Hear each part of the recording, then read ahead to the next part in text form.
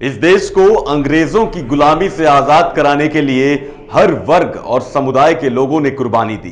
पुरुषों के साथ साथ महिलाओं ने भी बड़ी तादाद में ब्रिटिश साम्राज्य को चुनौती दी, लेकिन उनमें से ऐसी कई गुमनाम आजादी की सिपाही हैं जिनकी शायद ही कोई चर्चा होती है। उन्हीं में से एक नाम है वीर महिला का खिताब पाने वाली कल्पना दत्त का, जिन्होंने भारत की आजादी में भेष बदलकर अंग्रेजों का डटकर मुकाबला किया। कल्पना दत्त का जन्म 27 जुलाई 1913 को चिटगांव के श्रीपुर गांव में हुआ। यह जगह अब बांग्लादेश का हिस्सा है। यह वही दौर था जब अंग्रेजों से देश को आजाद कराने के लिए मुहिम तेज हो रही थी। गुलामी की फिजाओं में कल्पना दत्त बड़ी होती रही। चटगांव से ही प्रारंभिक शिक्षा हासिल की। उनके अंदर भी देश को आजाद कराने की ललक उठने लगी। इतिहासकारों के मुताबिक कल्पना महज 14 वर्ष की थी जब उन्होंने चटगांव के विद्यार्थी सम्मेलन में भाषण देने का मौका मिला।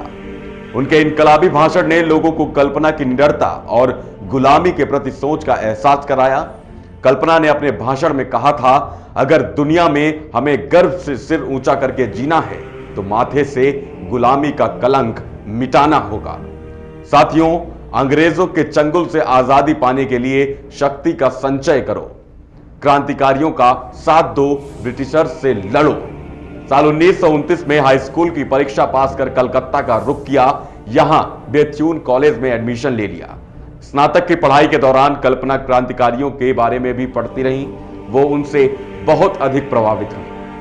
वो समय निकालकर तैराकी सीखती थी और व्यायाम भी करती थी ताकि अंग्रेजों से लोहा लेने के लिए शरीर को मजबूत बनाया जा सके। ये वही समय था जब उनके चाचा आजादी के आंदोलनों में हिस्सा ले रहे थे। आगे वो छात्र संघ से जुड़ गईं, जहां उनकी मुलाकात बीना दास और प्रीतिलता वड्डेदार जैसी मशहूर क्रांतिकारियों से हुई, जो आजादी के लिए सक्रिय भूमिका निभा रही थी। 18 अप्रैल 1930 को क्रांतिकारियों ने चटगांव शस्त्रागार लूट को अंजाम दिया, जिसके बाद कल्पना कोलकाता से वापस अपने गांव चटगांव आ गई। वो स्वतंत्रता सेनानी सूर्यसेन के संपर्क में थी, जिन्हें क्रांतिकारी मास्टर दा के नाम से पुकारते थे। कल्पना दत्त उनके इंडियन रिपब्लिकन आर्मी में शामिल हो गई थी। अंग्रेजों के खिलाफ मोर्चा खोल दिया। चटगांव लूट के बाद कई क्रांतिकारियों को गिरफ्तार किया गया। कल्पना भी अंग्रेजों की निगाहों में चढ़ गई थी।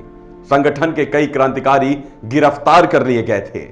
कल्पना क्रांतिकारियों को गोला बारूद पहुंचाने का काम कर रही थी। इसके साथ ही उन्होंने अपने साथियों के संग निशाना लगाना सीखा।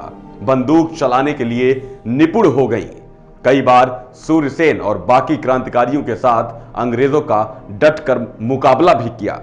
आगे गिरफ्तार साथियों को जेल से रिहा कराने के लिए अदालत को बम से उड़ाने की योजना बनाई, जिसमें कल्पना दत्त के साथ उनकी साथी प्रीतिलता जैसी महिला क्रांतिकारी भी शामिल थी। सितंबर 1931 को कल्पना ने अपने साथियों के साथ हमला करने की एक तारीख मुकर्रर की। इसके लिए उन्होंने अपना भेष बदला। रिपोर्ट्स के मुताबिक कल्पना ने लड़के की वेशभूषा में इस योजना को अंजाम देने वाली थी, लेकिन कहीं से इसकी सूचना अंग्रेजों को हो गई। उन्होंने इससे पहले ही कल्पना को गिरफ्तार कर लिया, लेकिन सबूत न मिलने की बुनियाद पर उन्हें रिहा कर दिया गया। ब्रिटिश सरकार की नजरों में कल्पना पहले ही आ चुकी थी। उन्हें रिहा तो कर दिया गया था, लेकिन उन पर ब्रिटिश प्रशासन की पैनी नजर थी। उनके घर पर पुलिस का पहरा लगा दिया गया था। कल्पना वेश बदलने और पुलिस को चकमा देने में माहिर थी। वो घर से भागने में कामयाब रही और सूर्यसेन से जाकर मिली। अगले 2 साल तक छिपकर अंग्रेजों से लोहा लेती रही। 2 सालों के बाद अंग्रेजों को सूर्यसेन के ठिकाने का पता लग गया। 16 फरवरी 1933 को पुलिस ने सूर्यसेन को गिरफ्तार कर लिया, लेकिन कल्पना अपने कुछ साथियों के साथ फिर से अंग्रेजों को चकमा देने में कामयाब रही और भाग निकली। कल्पना अंग्रेजों के साथ कई मुठभेड़ के दौरान भागने में कामयाब रही थी, लेकिन मई 1933 को कल्पना और अंग्रेजी सेना का आमना सामना हुआ। कल्पना चारों ओर से घिर चुकी थी। वो आसानी से खुद को हवाले नहीं करना चाहती थी। कुछ देर की मुठभेड़ के बाद उन्हें हथियार डालना पड़ा। उनकी मुलाकात मिदनापुर जेल में महात्मा गांधी से हुई। उन्होंने अपनी पुस्तक चटगांव शस्त्रागार हमला में इस बात का जिक्र किया है, जेल में मुझे गांधी मिलने आए। वे मेरी क्रांतिकारी गतिविधियों से नाराज थे, लेकिन उन्होंने कहा कि कि मैं फिर भी तुम्हारी रिहाई की कोशिश करूंगा। 1939 में कल्पना जेल से रिहा हो गई। उन्होंने अपनी आगे की पढ़ाई पूरी की। इसके बाद सियासत में कदम रखा। वो भारतीय कम्युनिस्ट पार्टी से जुड़ गई।